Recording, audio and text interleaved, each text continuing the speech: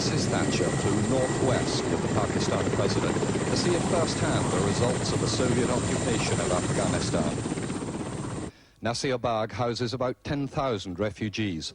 The United Nations has called this the largest single refugee problem in the world.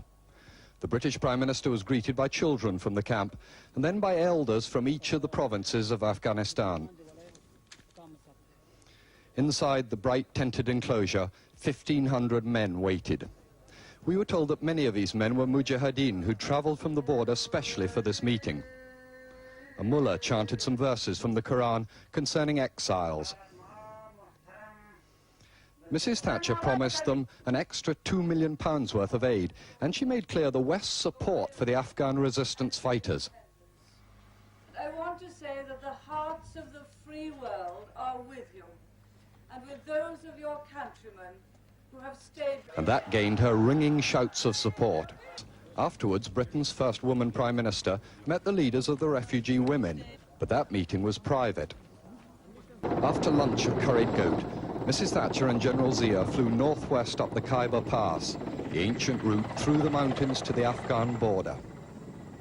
She landed at Landi Kotal, where local Maliks, chiefs of the Pathan tribes, waited to greet and to garland her. She was presented with 2 sheep. The Prime Minister patted them to signify acceptance. She said, "Look after them for me," a little optimistically, because tomorrow is an important feast day. The entourage stopped a few miles short of the border at an old frontier observation post where Mrs. Thatcher gazed into Afghanistan. At the border, the Prime Minister and General Zia inspected a guard of the famous Khyber rifles. Then there was a strange little cross-border incident.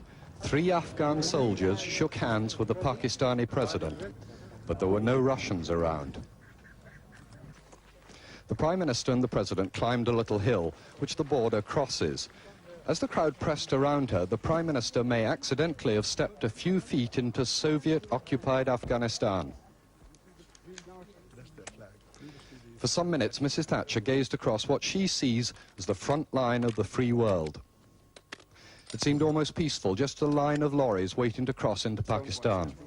But then the reality of the war, as a border guard proudly showed her a Kalashnikov automatic rifle captured from the Russians. Mr. Thatcher tried it out for weight. As the Afghan soldiers looked on, the British Prime Minister said, "We shall never rest till Afghanistan is free again." David Rose, News at 10, at Torkham on the Afghan border.